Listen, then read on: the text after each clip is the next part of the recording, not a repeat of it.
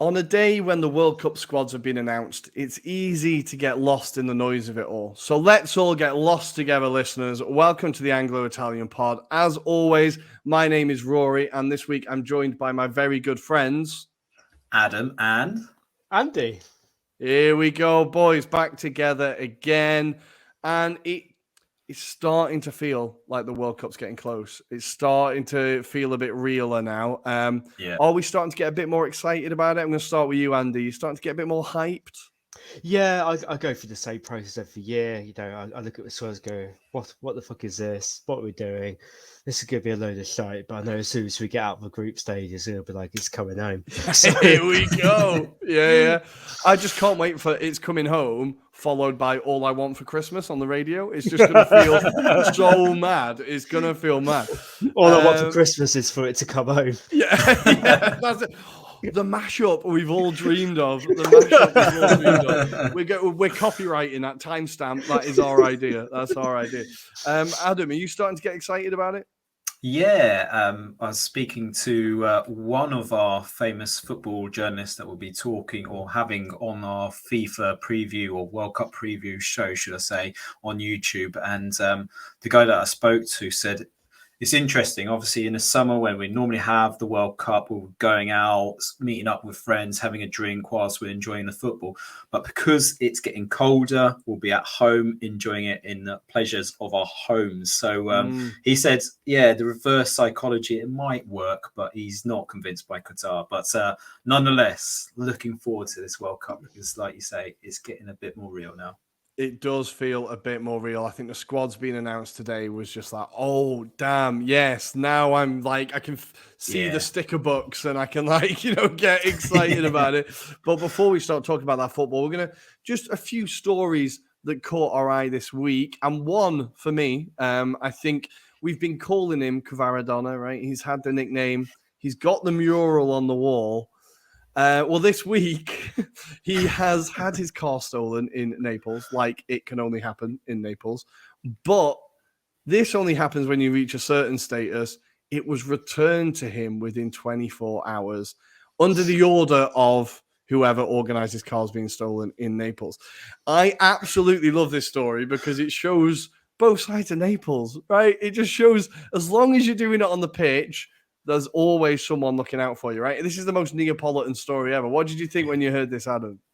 Oh, it's amazing because initially I didn't hear the updated version. So I was under the impression that he had his car stolen and he was shit scared for his life. So therefore he kind of said or instigated that he'd be moving closer to the city itself.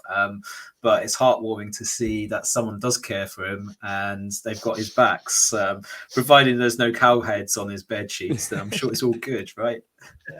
I'm pretty sure he can definitely sleep a little bit sounder now, right? I think he could just knowing that someone out there, kind of like Batman looking over the city, someone out there has kind of got your back no matter what happens. I do love that story. And Kvara, he is hitting that level. He is hitting that level. But Andy, there was a story from Spain that we wanted to talk about, a real sign-off for a career. Do you want to take us through this story? Yes. So, and obviously, Gerard Pique's last official game was against Osasuna over midweek, and he was on the bench, and he managed to get himself sent off with words to the effect, "You son of a whore." It was along those lines. Yeah. A few polite words. And that is Gerard Piqué done with football. It's over. It's over. Yeah. It's kind of. It was on his own terms as well, right? Of course it was. Yeah.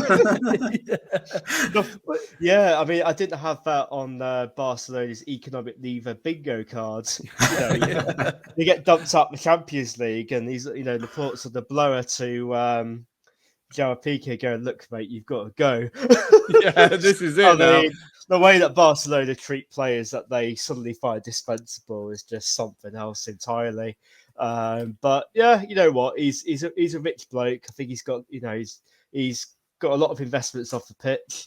Mm-hmm. He's got everything he wants apart from Shakira. Yeah, just that one thing. There's always one thing left. Sorry, Gerard, if you're watching this, wherever you'll find something. Very good. Very good. Very good. I think we have to talk about his career quickly in terms of because I heard some idiot on TalkSport saying that he wasn't on a Jamie O'Hara and Gabby Agbonlahor. Yeah, you knew whether Gabby Agbonlahor dared to turn around and say Gerard Piqué isn't one of the greats. Now, I'm not going to say is he right or wrong. I'm just going to say, Adam, how wrong is he? Very wrong. I mean, you only have to look at what he's won versus those players and kind of go, yeah, I think they're just jealous that they didn't have the careers that he had. I think obviously the last few years has probably faded a bit of those memories, to be fair. But regardless, at his peak, I think he was regarded as one of the best defenders, especially for Spain. And the fact that he got a good relationship with the likes of Ramos, despite their club rivalries as well, I think, people forget about that he kind of, alongside Puyol, was formidable in that defence. I know Barcelona's defences have always been their weak points, but in fairness, he held that defence for a number of seasons. So I think that's the side that people forget about. But yeah, obviously, I think people are just using comparisons against legends as opposed to right now. I mean, let's put it this way. He's definitely a level above the likes of Tyrone Mings and Eric Dyer, which I'm sure we'll talk about later. So, I'd still have Piqué in my squad. That's for sure. Nice. And Andy, of course, he's a United legend. I always forget that he won the Premier League, right? He won the Premier League. Yeah, I think you know what? That's probably been used some of the argument against it, because obviously he was a very young kid at Manchester United at a time where we had Pique Ferdinand and Pique Nemanja Vidic. So the poor lad was never going to get a real consistent run of games. But you could always still see there was a player in there, and he's a very, very Barcelona defender. If you could create a prototype Barca defender, he's kind of what he would be like. He was a ball-playing centre-back before they were cool. Yes, yeah. You know what I mean? He was there. He was part of that golden generation of Pep Guardiola sides. He's won everything there is to win in football. Like, he's basically completed football. There's not many players out there with a bigger trophy haul than he has. He's up there for higher appearances. I think only Xavi, Iniesta, Messi have got more appearances for him, for Barcelona. I think it'll be one of those where time will be a bit kinder to him with that one. When you look back at his career, I think Barcelona fans, I think, in the heat of the moment, are quite a fickle bunch, and you only think about the here and now, to say the least. So they're not often the most grateful bunch when it comes to those sort of things. But in a few years they'll look back and they'll probably appreciate him more. And it's so I think he won't be short of job offers in his future career, because he's a very intelligent guy. He's a co-owner of Mandora. Yeah, he's trying to get them up the leagues, right? Who are in the Spanish second division. Wow.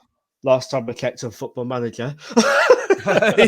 He usually gets it right. Gets it right. So it's I think it'll be fine. He was a great defender, and I think Gabriel Agbonlahor is in absolutely no position to be talking about who's world class and who's not. I mean, neither are we, but he was he actually got paid to be a professional footballer. Yeah. Well, it's the end to a fantastic career. 102 caps for Spain, 10 caps for Catalonia, as you alluded to, 397 appearances for Barcelona, and his honours. I'm not going to sit here and list them all, but more La Liga titles than I'm going to sit and count now. 3 Champions Leagues, a Premier League, a Community Shield. He's got another Champions League with United as well. My God, it never ends. European Cup with Spain, of course, the World Cup. He won it all. So congratulations, Gerard, and enjoy retirement. I'll be intrigued to see what happens with Andorra FC. I think that's going to be interesting to follow. And potentially a very good save on Football Manager. I feel like that would be a good save. But now it is time to go to our Euro review. We're going to talk all things Carabao Cup. We're going to talk Serie A. And of course, we're going to talk World Cup squads. See you on the other side.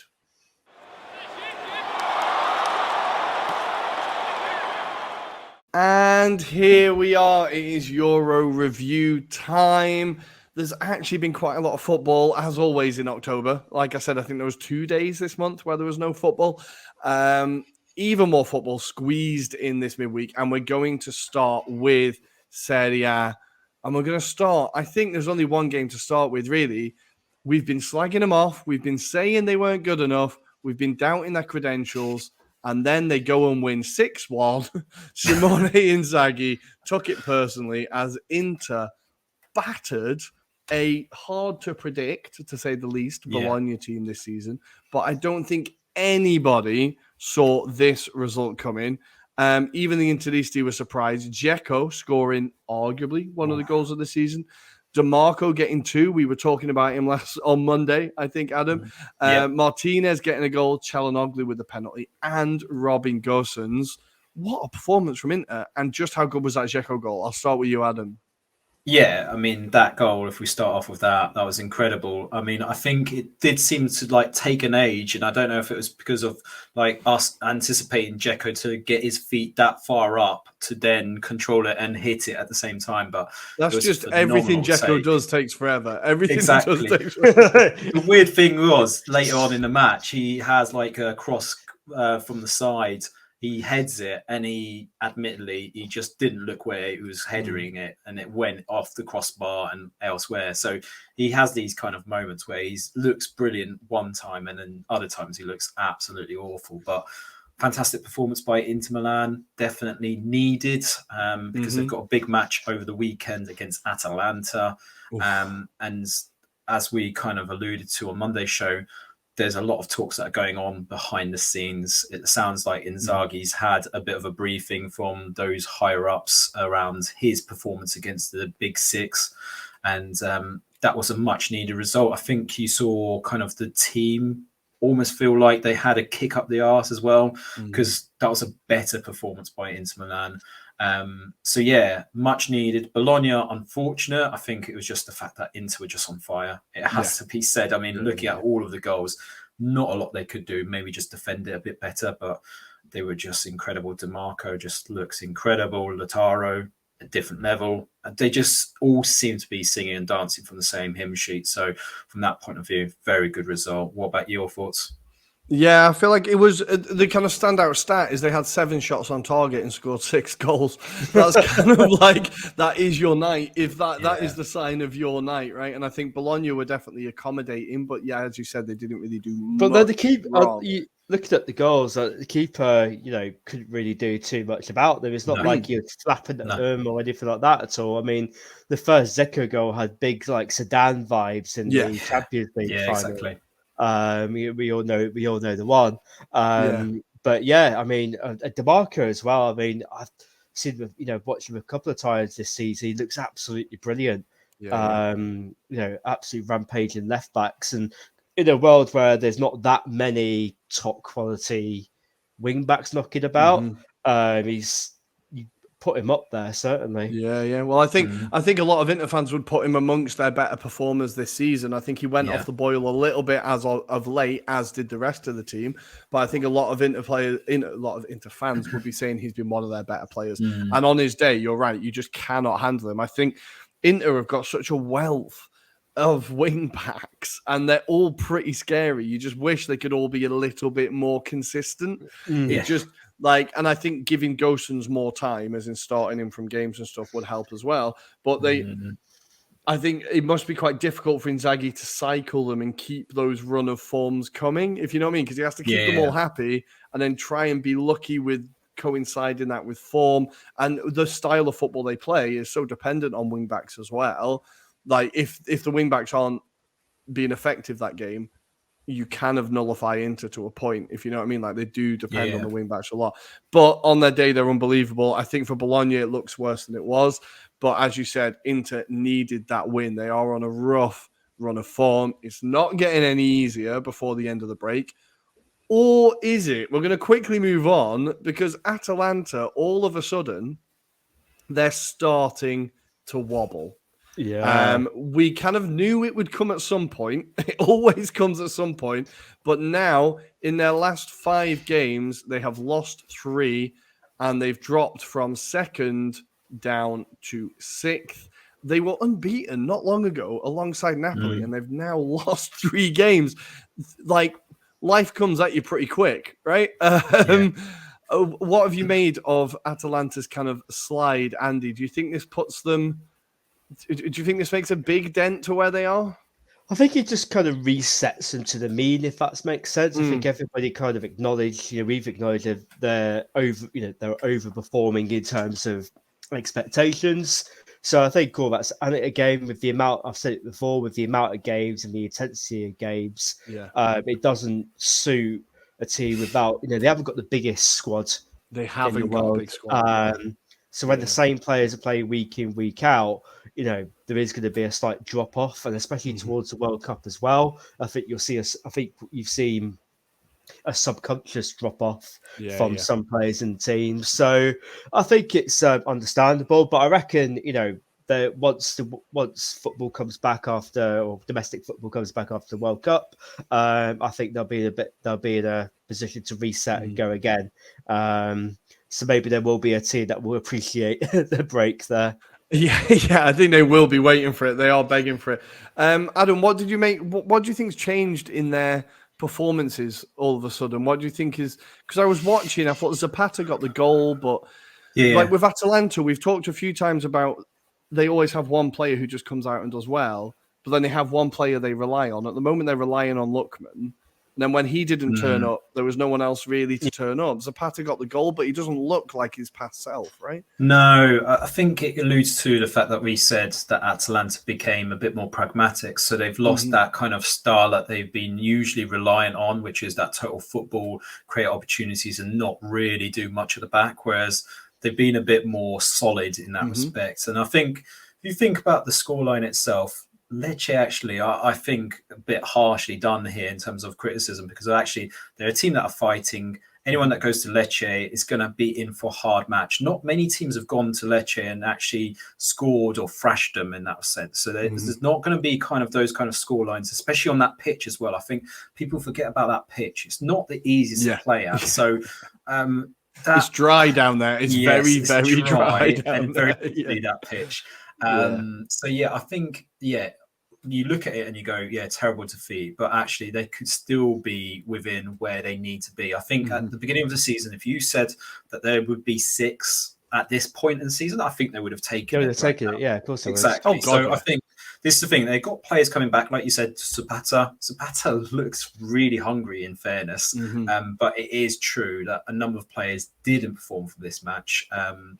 And I just think Lecce were just really good.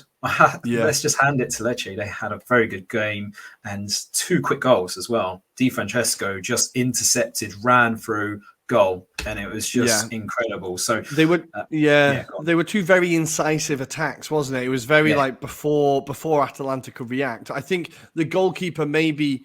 I think it's the second goal. I think he comes out a bit too early. Exposed. He definitely could have done a little bit better there. But I think you're right. They're just with the pace at which they attacked Atalanta. And again, you make a good point with the defense. You look at the teams around them. So Lecce are now 16th. They've only conceded 17 goals. That's like 1 more than Torino. the same amount as Lazio. Like their defense has been very, very good. It's the fact they've only scored 12 in 14 that's the problem. That's the so problem. they are a difficult team to They've beat. started picking up a couple of points recently. Like, I mean, Yeah, they picked well, up, their like, form's improved, definitely. yeah. And plus, I think they're blessed by the fact there's Spezia, Cremonese, Sampdoria, Verona below them, and worse. Yes, yeah. I Yeah. think like we said at the beginning of the season when they got the draw against Inter, the first game of the season, I think it was. We said these are going to be a hard team. Was it against Inter or Milan? They lost to Inter that day. Oh, but in the last minute, wasn't it? Yes, in the last minute. It was that bundled in corner, but they still were really good in that match, and they've been showing signs like this for a number of games. So to be fair, Lecce are a good side. It's just like you say, they can't score enough goals, and if they can rectify that, I'm sure we'll see them a bit more mid-table-esque alongside that mix that you see at the moment. There's a bit of a cluster that's going on. You're starting to see that break away from the relegation favourites now to the mid-table. And I think you're seeing Lecce just on the cusp of just being into that mid-table mix. So, yeah, kudos to Lecce. And their next match this weekend, I think, when I remember looking, they have got Sampdoria away. That is a very winnable game. That is possibly the most winnable game in Serie A at the minute. So Lecce could be giving themselves a nice little boost before Christmas, but they are a very good, like an entertaining team to watch if you like that kind of disciplined, kind of structured football, quick breaks. I find them quite interesting. Yeah. But Atalanta did struggle. 2-1 Lecce. Huge win for the Pugliese. You do love to see it. Elsewhere in Serie A, Adam, was there a game that jumped out to you that we need to talk about? Let's talk about Napoli, just because they've continued that amazing run. So it looks like on the cusp of it, like being potentially Empoli doing a job over Napoli, because Napoli couldn't score. Raspadori had a number of opportunities in this match, hitting the post, going wide with a few shots. And then it was around the 76th minute whereby cross comes into the box by Lozano. Osimhen collects it, gets tripped up in the box. He probably buys it more than he actually gets fouled. And penalty, Lozano turns up, scores, and then a few minutes later he sets up Zielinski to pass it into the net, essentially, past his old side. So good result for Napoli. They continue that run. In fairness, I think on the balance of play, they deserve the win, but it has to be said, it did look like they were struggling at points. It felt like they were really struggling to score. It felt like it could be one of those off days, but this is kind of the results that they need right at this stage, because that kind of proves they've got credentials to maybe go that step further this time round, because you need games like that where you don't think you're going to win and you pull it out of the bag. I think if you compare that to last year, I think they might draw that match. That's a game that is 0-0 last year. All day, that's 0-0 last year. And I think Napoli now have the thing where each game a different character arrives and saves the day. And it's just a different player steps up and is like, oh no, I've got this one. Now, one of the reasons I'm enjoying Napoli so much is I have a lot of their attackers in my Fanta Calcio team. So if Napoli go off the boil, I'm screwed. But I also have Chucky Lozano. I was delighted that he got the goal and the assist. But it highlights how much everyone is just chipping in with this squad. And like Andy, we've talked about the squad depth, but how important is it to have these players that just like they'll all have their own little chapter in this season? Like, how important is that? I think the players probably feel within themselves that there's something special brewing in there. And when your team that have won 12 out of 14 league games, everyone's scoring lots and lots of goals. Like, there's also this sense where, as a result of the competition within their own squad, the likes of Chucky Lozano, Zielinski, and Simeone, when he comes off the bench, they know they've got to come on and make a difference. The players that start know that they've got to make an impact in the game, because there is somebody who can make an impact off the bench and maybe start ahead of the following game. And when you've got a core group of players where that competition and camaraderie exists, that's only ever good for the squad. I mean, you see that, with Arsenal in their heyday in their 90s, Manchester United used to be the same, that when you're successful, you're doing well, you can rotate people in and out easily because you know that they're going to give absolutely everything.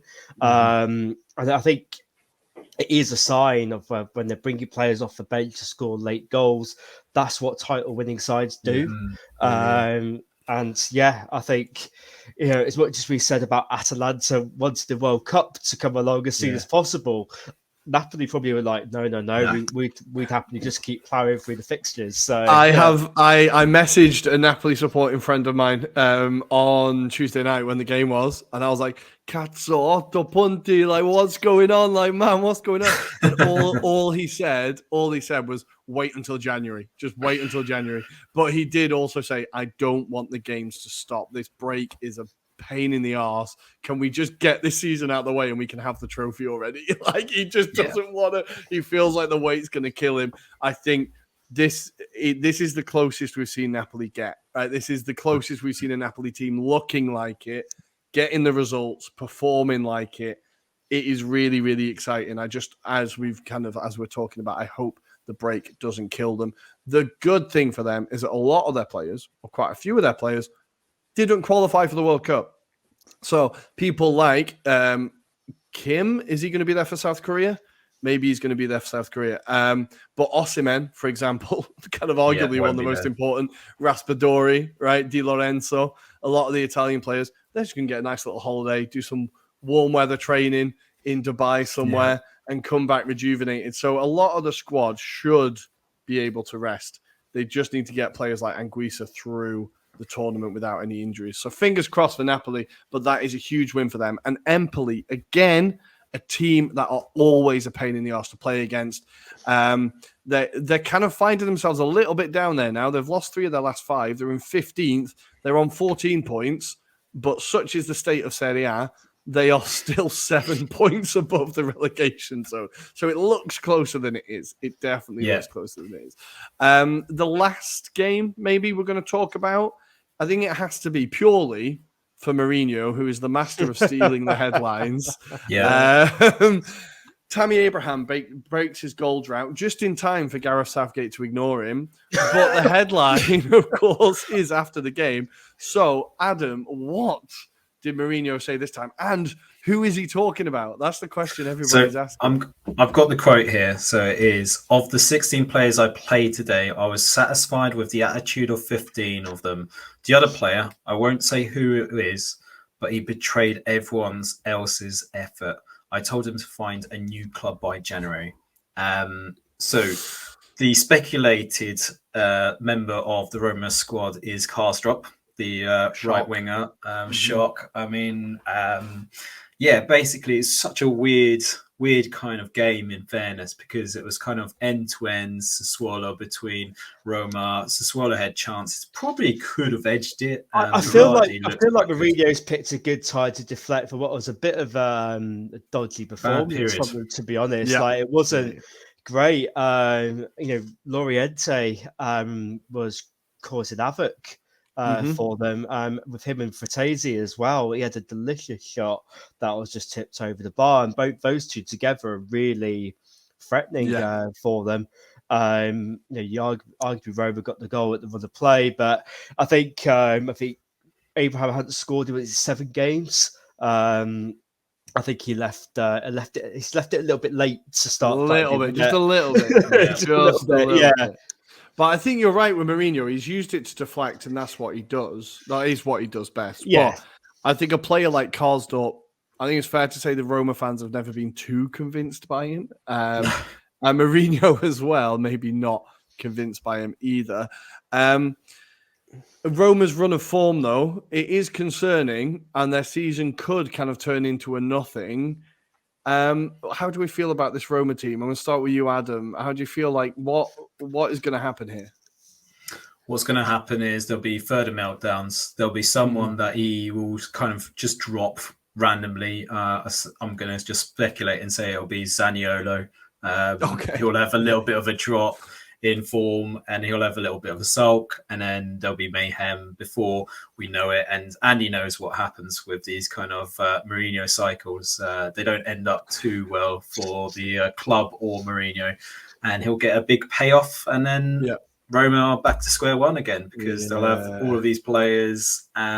It'd be a shame in some respects because they've needed someone to kind of build them up a bit, and they got this trophy, and now they kind of just trying to get into this top 4 mix now, and it doesn't look like it's going to happen this season, is it? But then you look at the table, they're not a million miles off it. They're only 2 points behind Juventus, right? But Juventus are in a run of form where they've won the last 5. Roma have won 2 of the last 5, lost 1 and drawn 1 in their last 2 games now. It does feel like they're very much on different trajectories. What concerns me is that this year, this is the most competitive we've seen Serie A in a few years, and this is the most we've seen Serie A competitive across the last decade, if you know what I mean. So this is like a competitive league, and I feel like Roma could quite easily get left behind if they don't manage to sort this out. I think, though, maybe it's coming at the wrong time, but Abraham finally getting a goal is going to be good for them. It is going to be good for them because with these performances, I don't think their level of performances have dropped that much from last year. The difference is that Abraham was scoring. So I think that could be the big difference for them. But again, it's incredibly badly timed. And they are all about to go on holiday. And the next game, they've got Torino at home. And Torino are not doing badly. They beat Sampdoria because, of course, they beat Sampdoria. Everybody beats Sampdoria. But they got the result against Milan a few weeks ago as well. So potentially. But the other thing I was going to say is we're waiting for Dybala to come back. Pellegrini as well was off for this match because he picked up an injury against Lazio, it turns out. So again, these players might come back. Whether it's this kind of game, maybe next part of the season, should we say. Let's wait and see. But I think Roma are still okay for the time being, but we'll wait and see what the next meltdown is. I think also as well, I think, obviously there is obviously the distinct possibility there'll be a meltdown and it all goes to shit and Jose gets sacked. But there's also the other side of it as well. There is, after the World Cup, there is a January transfer window. It wouldn't surprise you, especially if Jose be the way that he is, that he pushes the club to do some business. And they have backed him as well, to be fair, in terms of getting Dybala in the door. I mean, that's another factor which probably is worth a consideration is what clubs have the ability to go into the transfer market and maybe do something to make a difference to the team. You know, obviously Juventus have got are quite hamstrung with their finances, so they're very much stuck with what they've got. You know, Napoli and Milan, they're both clubs that their focus is just keeping the players that they've got as opposed to anything else. So if you're looking at a club that looks and goes, now is the time to spend. Could we invest our way back into contention?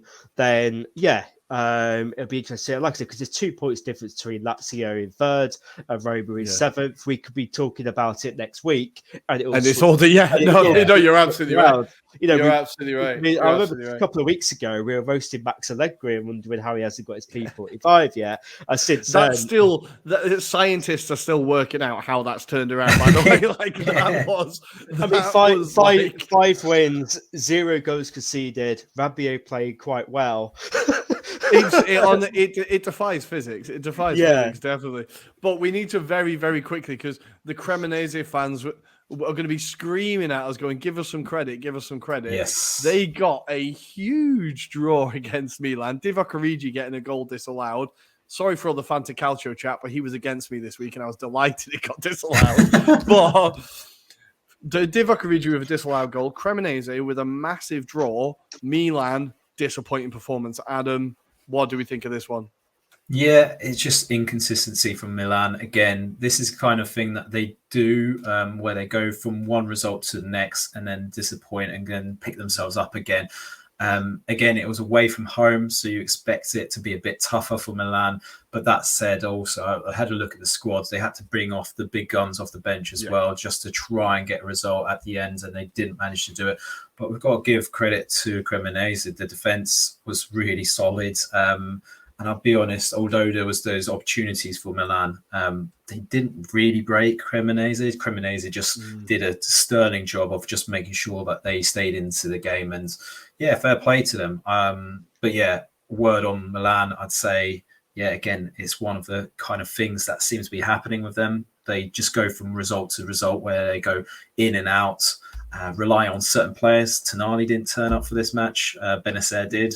I don't know what else you can say about this squad. It's just really confusing at the moment. But that said, that's what they did last season when they won the title. They did have these hit and miss matches, and I think we're still going to see that as the season goes on because of the games being back to back. So wait and see. Well, not disappointed. They didn't lose. That's the key point. Well, that's it, exactly. And I think, Cremonese, I was just looking at it. And Andy, I'm going to ask you, can a team survive on draws alone? Cremonese still haven't won a game, but they've drawn 7 games. That must be the most frustrating thing to look back on and go, fuck, can we not just get 1 goal, boys? Just 1 goal. Do you think a team could survive on draws alone?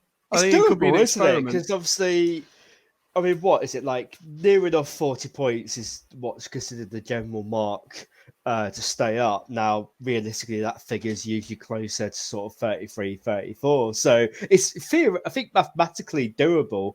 Didn't Sheffield United stay up one season under Wilder during more games than they won? I think so, yeah. I think you could be right. Last year's points total to stay up was Salernitana on 31. So Cremonese can still do it. They can still do it. So there's 24 games left, isn't they? If they get another 24 points, they have to draw 31. Every single game now. They have to draw every single game.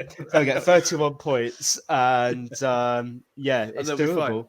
Yeah, there you go. I do think the points total will be lower this year to stay up, though, to be fair, because some of those teams, Christ alive. Oh, God. I didn't realise how bad Verona were. They got absolutely shafted. They are terrible. Bloody hell. They got shafted. But it is time to move on from Serie A. We're going to preview the games a little bit later, and we're going to talk everyone's favourite competition, yours and mine, the Carabao Cup. I forgot it existed until the notification came up on my phone. I was like, oh, crap, Arsenal playing Brighton tonight. And it was, oh, crap, we're playing Brighton tonight. This game wasn't broadcast by any country in the world. So it was impossible to watch it unless you were in the stadium. I quite like, I'm glad I couldn't watch it now, but I quite like that as an old school thing. Those people in the stadium were just like, oh, we're the only people who saw this game, and people who didn't see it can pretend it never happened. So it's win-win, right? But to start off, we best talk Brighton against Arsenal. From what I saw, heavily rotated team. We started our third choice goalkeeper, Carl Hein, I think his name is. I'm pretty sure he's Estonian or something. He had a bit of a stinker. He didn't. I always think, Andy, I don't know if you're the same, when you have like your third choice keeper on Football Manager, I'm like, I wonder why third choices just don't get started more in real life. They can't be that bad. And then you see a third choice keeper start and you're like, oh, right, okay. That's why they don't start. Yeah. The drop-off's pretty big, eh? It is, yeah. Like, when I play Football Manager, I don't even bother having a keeper on the bench. Oh, wow, okay. Like, I literally just have a first-choice keeper, maybe like a youth backup, and then if I need to dive in the transfer market for an emergency keeper, I'd do it. But I just don't see the point in paying money for someone I'm not going to play. But back to real life, also the drop off. It's a bit of a mad one. Well, I feel bad for him because he's only like 19. He's quite young, so I don't want to like go 2-footed in on him. But he didn't have the best game. But who did have a good game? Reece Nelson stood out. He was one of the players that everyone was like, oh, okay, is Arteta getting a bit of a tune out of him? But that's enough Arsenal talk. We need to talk about Roberto De Zerbi.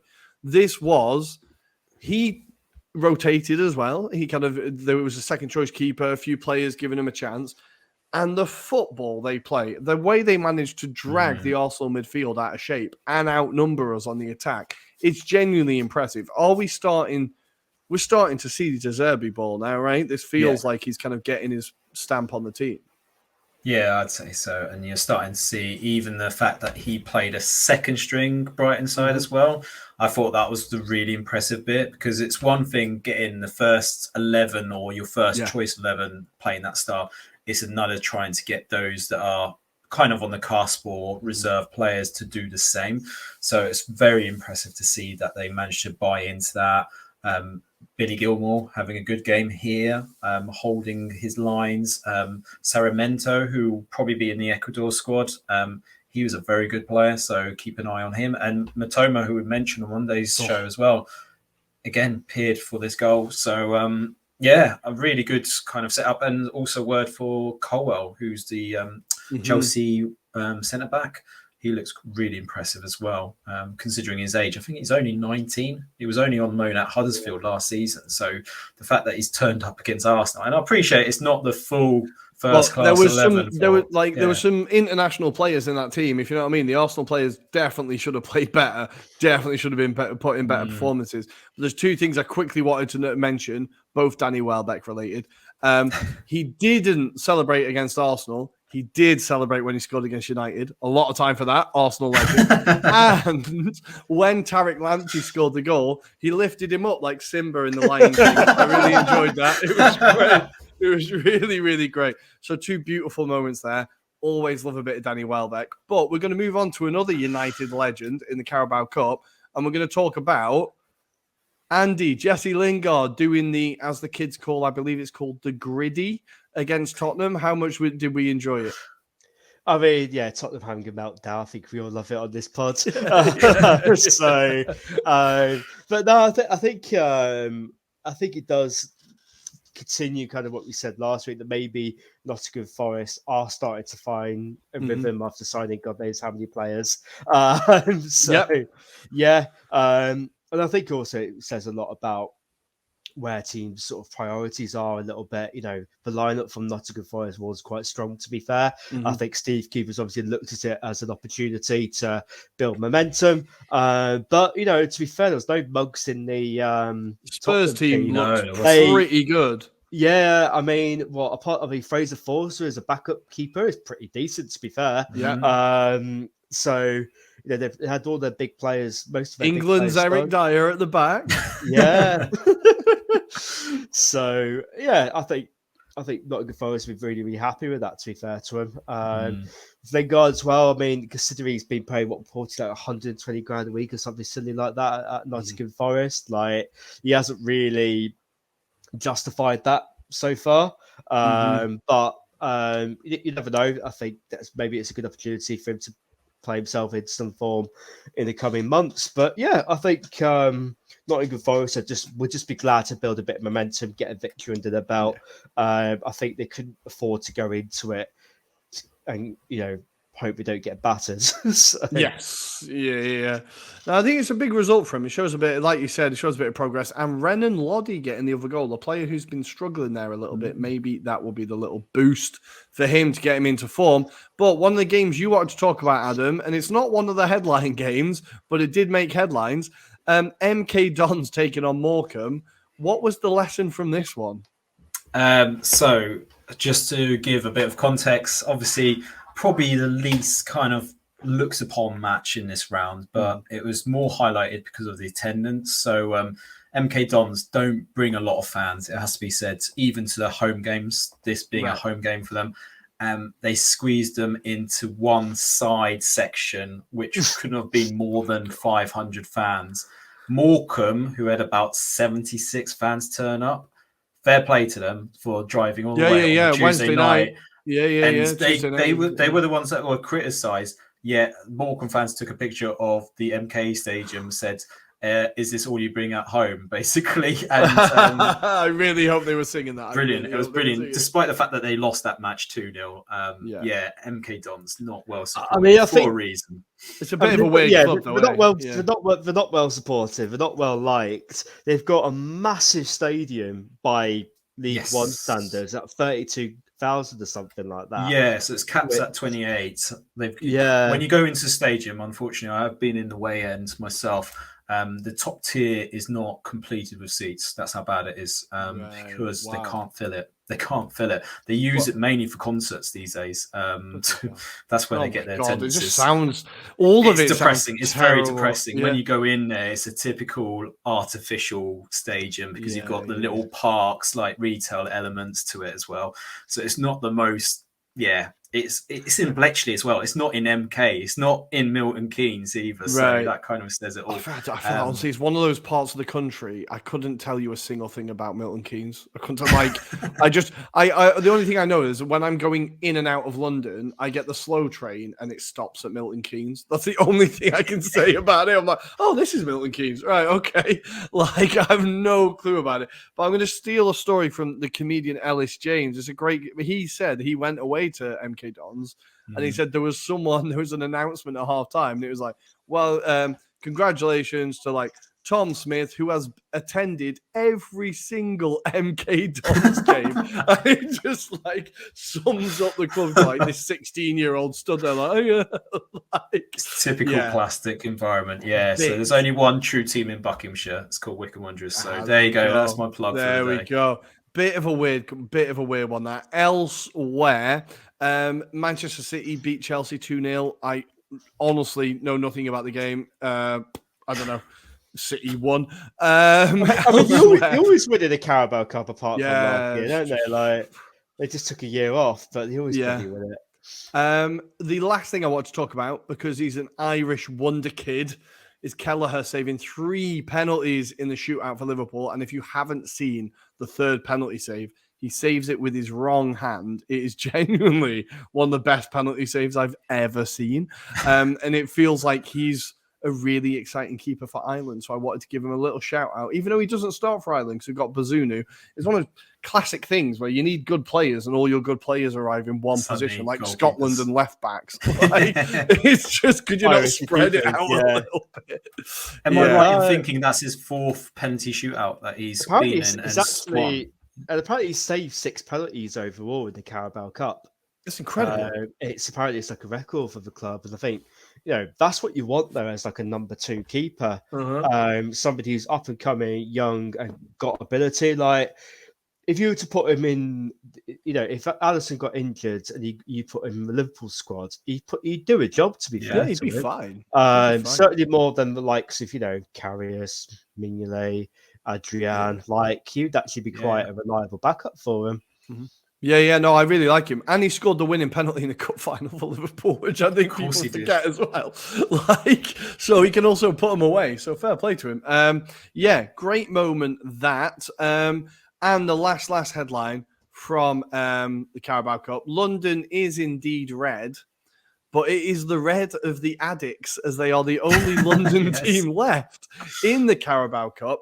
As they did. Where was the game? They beat Stevenage. 5-4. A lot of games went to penalties last night. Hey, they did. Penalty shootouts. The one West Ham Blackburn 10-9. Bloody hell. At the moment, last time I checked it was 0-0. It's now 1-1 United Villa. I don't know what just happened. I've been looking at the BBC updates, and it's all escalated quite quickly, it seems. Okay. I swear I was just on this tab and it was 0-0. Yeah, Ollie Watkins scored for Villa, and the back again, Anthony Martial has put one in return. So there we go. There we go. More to come.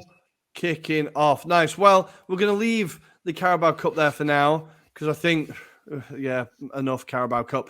And we're going to talk about the World Cup squad announcements. Now, of course, we can only start in one place, and that is with Gareth himself. So I'm going to start with Andy. Your first thoughts on the World Cup squad when you saw it announced?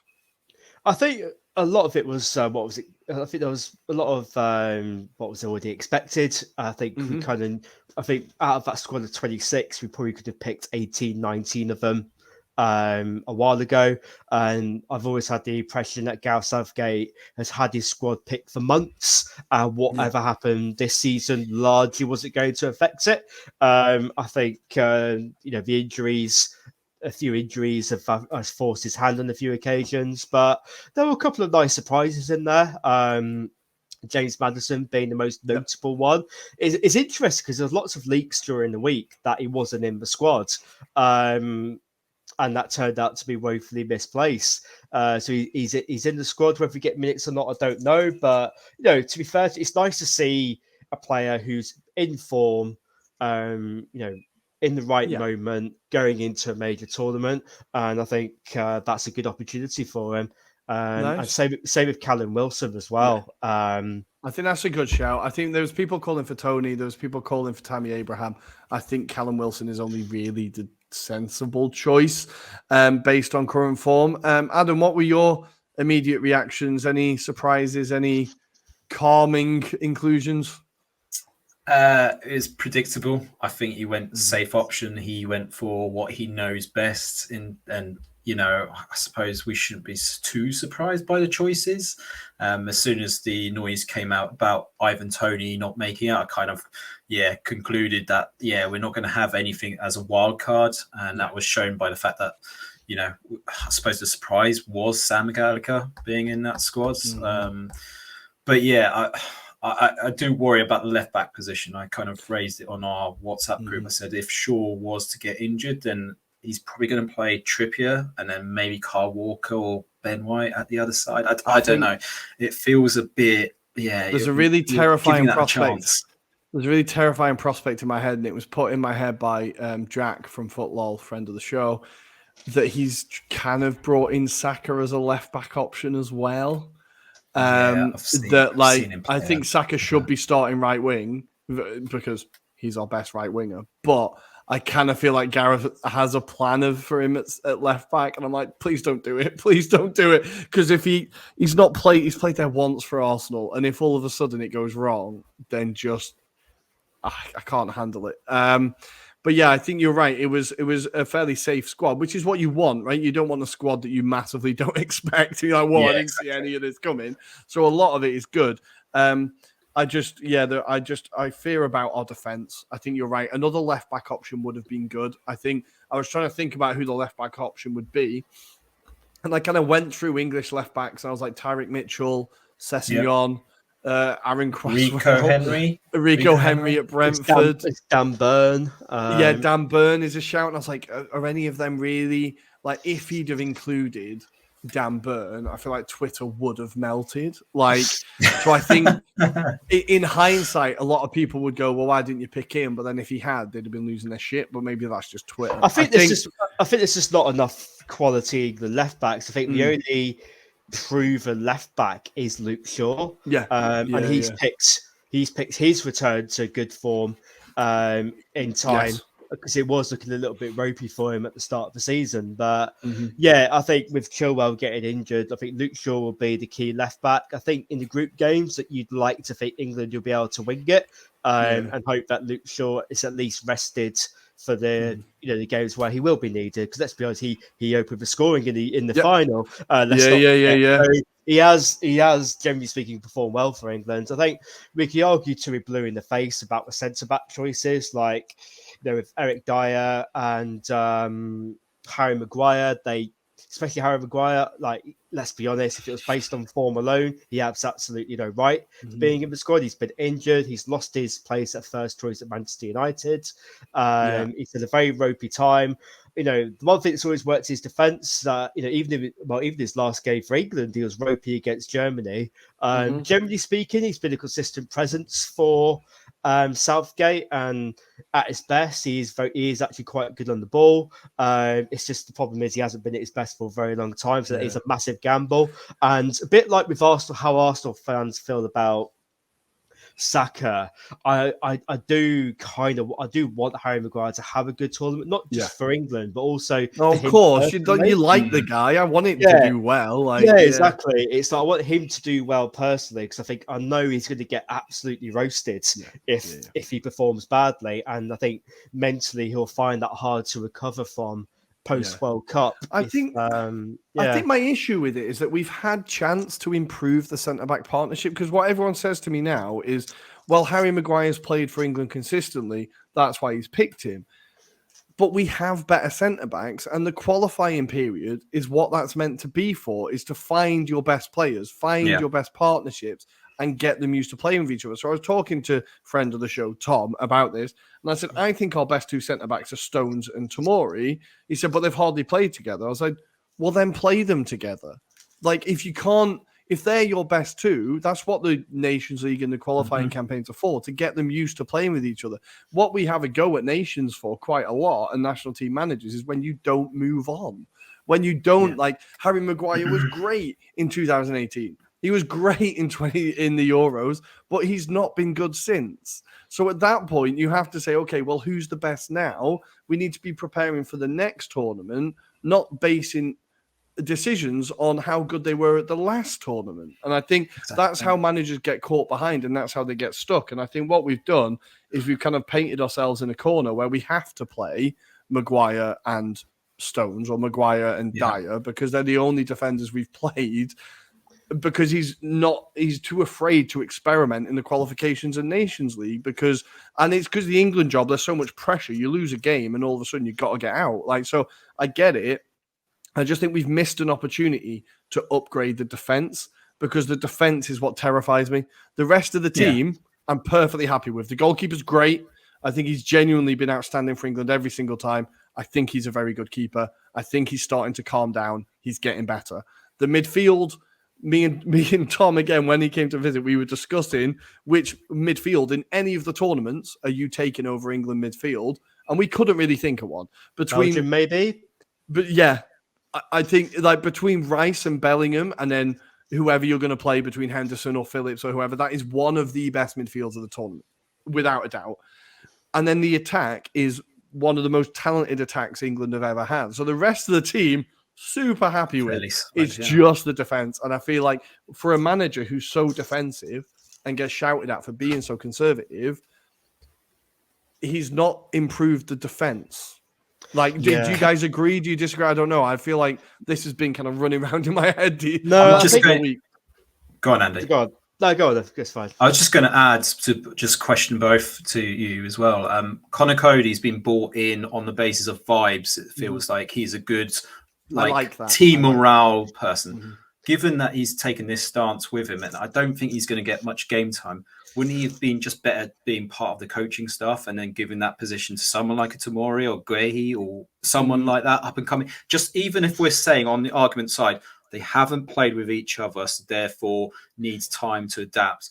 Surely within the camp, they've got time to kind of drill it, kind of make sure that they're ready for certain games. Yeah. Like Connor Cody, I appreciate he can go into, he's best in a three, right? He's best as a third, as opposed to a two centre backs. So that's why he had that issue at Wolves. I feel like that's a missed opportunity. Like bring Connor Cody by all means. I'm still taking Cody above Dyer. I think he makes less mistakes than Dyer.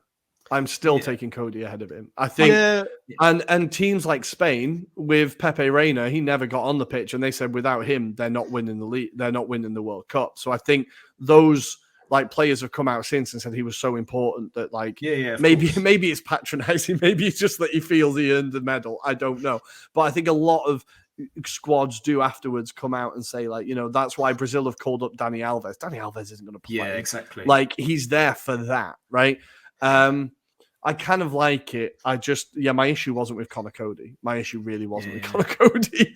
It was with Dyer and Maguire, really, the two that I kind of I think the selection makes sense. I mean, obviously you could argue that other defenders should have got in of him, but at the same time, like, he's always worked well in the back three, and against the top teams, Southgate is going to play a back three. Yeah. That's what he does. So that's probably with that in mind. And also, he can play in the back two. That partnership between with Tarkowski and him at Everton has actually been quite good.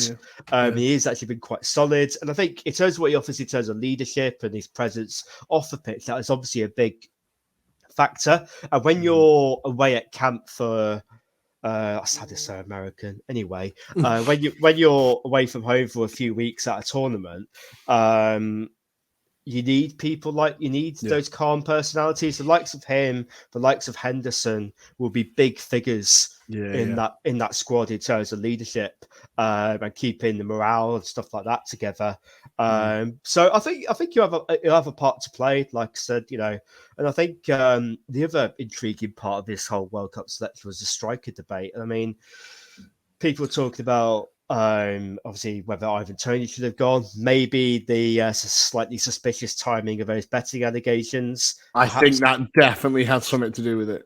Yeah, I mean, don't get me wrong. If you're a professional footballer betting on football matches, I'm not being funny. The consequences have always been there. They've always been harsh. They've always been severe. You're asking for trouble. You're asking for trouble. It's not like a new thing they suddenly decided to clamp down on. They've been banning footballers for gambling for years because that's what Sky give a shit about. But so that wouldn't have helped matters. But at the same, when you look at the profile of the striker, I think he has similarities to Harry Kane in that he's got a very, very good all-round game. But let's be honest, who's starting every game in the World Cup? Harry Kane. Yeah. Callum Wilson offers something definitively different to what other England strikers do. I mean, he offers pace of the last man, very clinical finisher. And, when you're talking last 10, 15 minutes and you need something a little bit different to score a goal, I think Callum Wilson... I can definitely see him making a difference. I can definitely see him coming on in like a round of 16 or a key group game, coming on and getting that goal and being like, that's why you call him up. He's also good at penalties, right? And he's also very, very good. Yeah, I think, we need that as well. Plus also, I think, I keep maintaining it. I still think we're going to see an England player who's been selected this weekend cropped and somebody else get called up. Okay. Let's get our bold England predictions. That's your bold England prediction. One player is going to get injured and be replaced. Yeah, 100%. Yeah. Mine is that I'm going to say James Maddison. I think I put it on Twitter earlier. Gets a maximum of 14 minutes across the tournament. That is why he's going to get brought on either when a game's already won or when a game's already lost. It's going to be one of those two. Adam, bold England prediction. What do we think? I think I've already alluded to it. I think Shaw gets Crocs at the World Cup and we're forced to play someone out of position. We're going to get Trippier at left back, people. We're going to get Trippier at left back. But I think that's enough bastard England squad chat. We can all pick one squad that we've looked at and been excited by. I'm just scrolling through the Wikipedia page because that is how good our research is. We use Wikipedia. The squad that, as we've been talking about it, doing all our preview videos, which you should definitely check online on YouTube. I think the squad that I'm most excited by at the moment is probably, Brazil, Argentina. I know it's not exciting. I know it's not surprising, but the Argentina squad, I looked at it and I was like, shit, that's good. It is just very, very good. I feel like they've actually got quality surrounding Messi now, as opposed to just Messi. The midfield of like De Paul, McAllister, Palacios, Rodriguez, they've got like Di Maria. They've just got a lot of quality around there. Martinez, Dybala, all the Correas, Julian Alvarez. Like the defense looks pretty solid. Like Tagliafico. I have to say, it sounds weird when you say McAllister in Argentina. Yeah, I know. Like just thrown in there. It just feels like Gary McAllister's just turned up. He's back. They've got Romero, Lisandro Martinez, of course, and there's a lot of Martinez. They've got Emiliano Martinez in goal as well. That is a bloody good squad. I feel like I forgot how good their squad is. Andy, which squad is exciting you the most?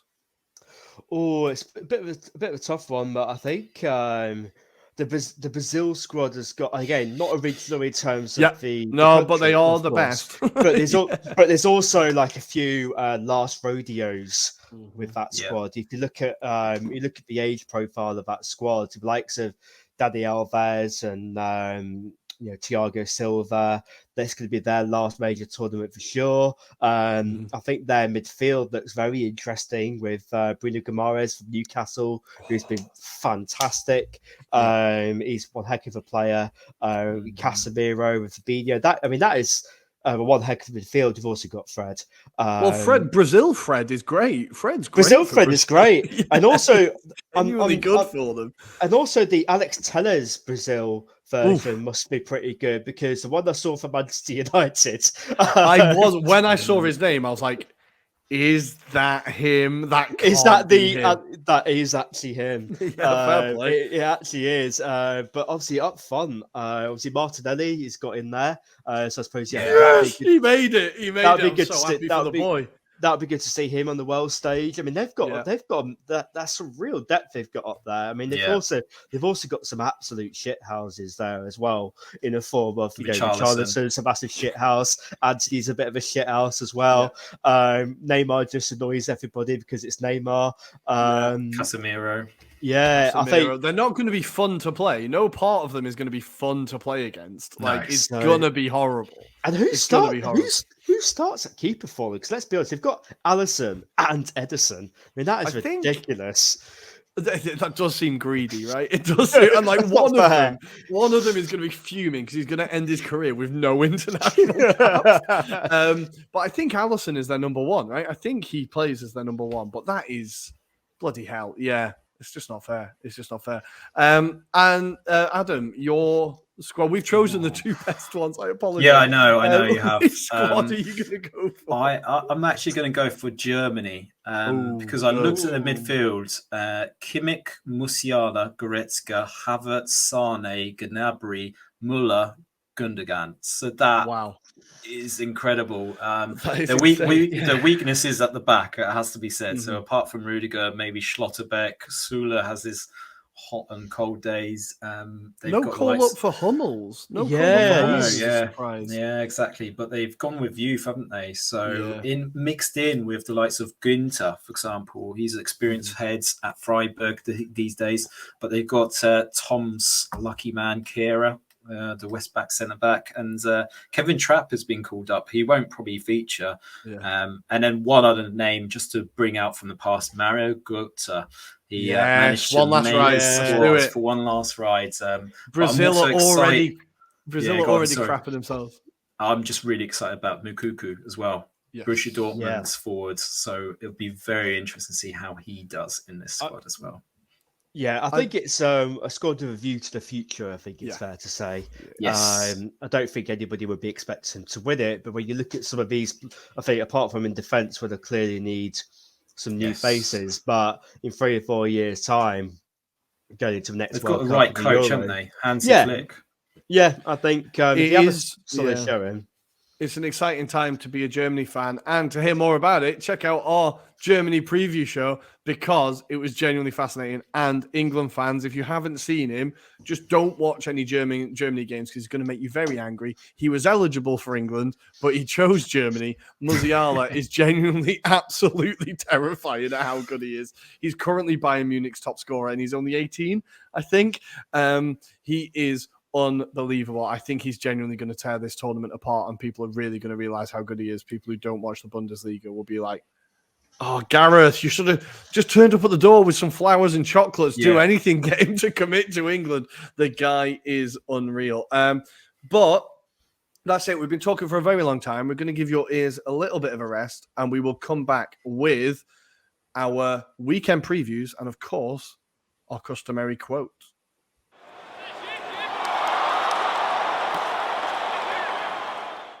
And here we are, time for the weekend preview. We're going to try and be super quick, guys. You know what we're like. We definitely won't be. But we're going to start by previewing Serie A and a few big games this weekend. Adam, where are we going to kick off?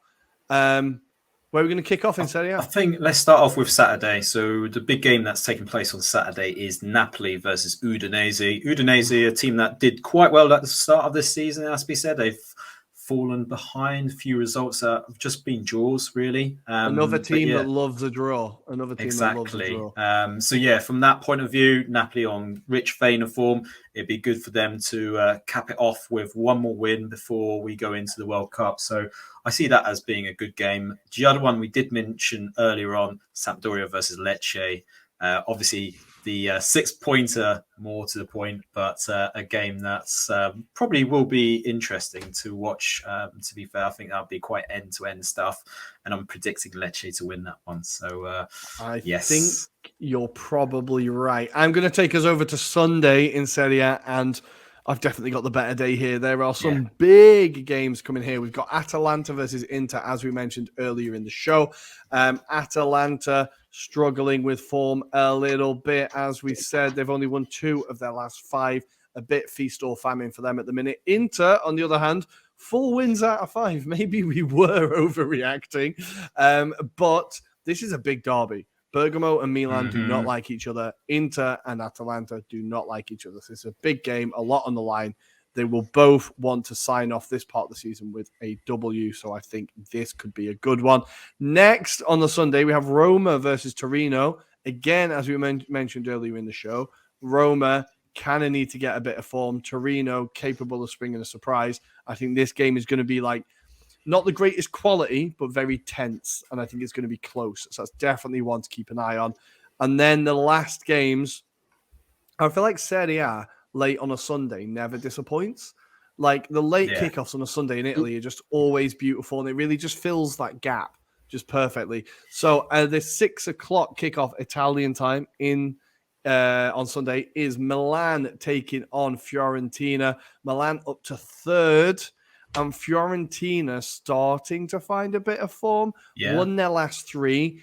Starting to find their shooting boots. They're now only on a goal difference of -1. Scored 17, conceded 18. So they're starting to wake up a little bit. I think that Conference League campaign really did shaft them a little bit. But this could be a really tight game. We've seen that Milan are capable of kind of fumbling. And Fiorentina are always capable of springing a surprise. So that game's definitely worth keeping an eye on.